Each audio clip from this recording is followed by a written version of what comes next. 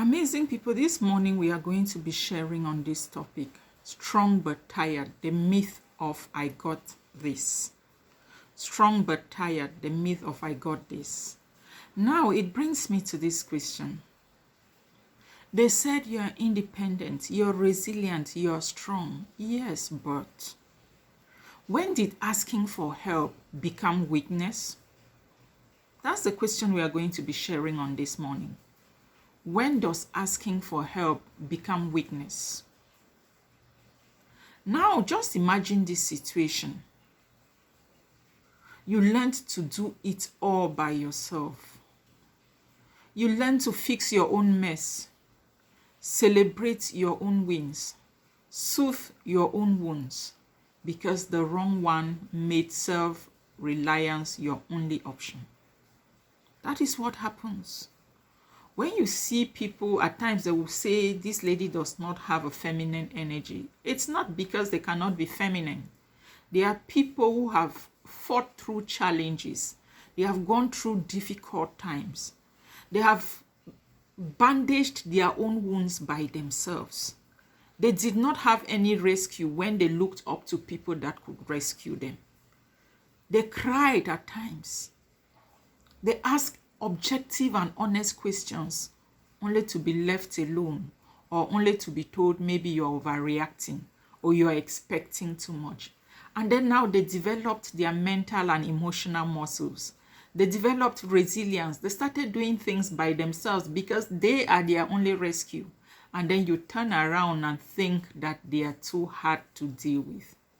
No, it's just because they have been asking the wrong one for assistance until it made them understand that self-reliance is the only option. There's this expression that says you don't know how strong you are until being strong is the only option you have. Until you're faced with such situation, you cannot understand. Being capable shouldn't mean being alone. That's what many people don't know. It's not noble to exhaust yourself just to prove you don't need anyone. Not at all. But when you are your only rescue, what do? That's the question. Now you find yourself that the right person or the right one doesn't try to rescue you. They walk beside you. Not because you're weak, but because they want to. The other person that had been evasive, they don't want to be responsible. They don't want any other, like you become like a burden instead of being a partner. By the time the right one comes into your life, they are not coming necessarily to rescue you. They come to walk beside you. Not because you're weak, but because they want to make you know that they are here because they want to be there with you. Love isn't about carrying each other all the time. It's about sharing the load when it gets heavy. That is what love is all about. It's about sharing the load when it gets heavy. Because in the right partnership, strength is multiplied, not drained. Are you in a relationship where your strength is drained? You carry all the burden all alone? Ask yourself such questions. Be honest. Have you ever worn "I'm fine" like an armor just to keep it all together? That is what many people go through.